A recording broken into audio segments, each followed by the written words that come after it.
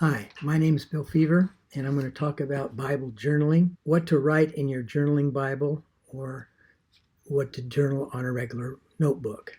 I tend to use a notebook like this to journal on, or I have another actual little journal that I use. I bought, and you can see mine is all falling apart. I've got a lot of journaling points in there. But get something, a booklet to write down your thoughts, or get a Bible that's a journaling Bible. You read some scripture. You're going to do it every day. You're going to write down what your first thoughts are. Read some scripture, and then what do you find important on that scripture? What is significant to it? What do you see in that? Write down your thoughts on that scripture. Then think about any questions that might arise from that and jot them down. And that's part of the journaling process.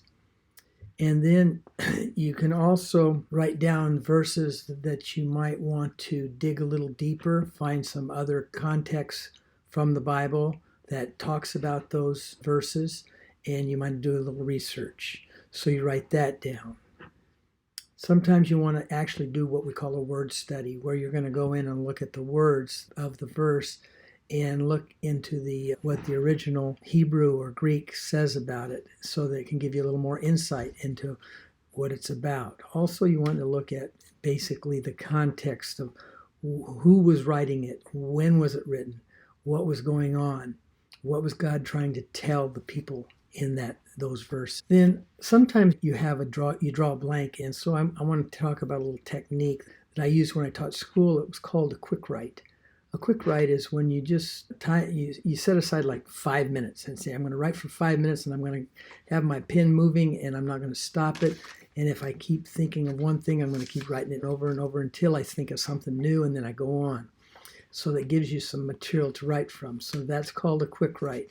And you don't let your pen stop. If you have to be redundant and keep saying something over and over again, do it. It's okay. And then you might want to reflect on what's on your heart. There might be something going on in your life that the verses that you've read touch those things that you're dealing with in your life. God has a way of doing that when you read the Bible. And look at those things and write those things down. That is what you're doing when you're journaling. After you've journaled for some time, go back and reread what you wrote a week, 2 weeks, a month ago, maybe 6 months ago.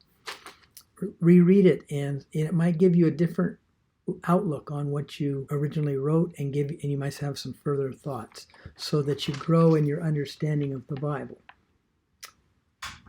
And this is just a start in journaling as you read your Bible. Remember, journaling is salve to the soul.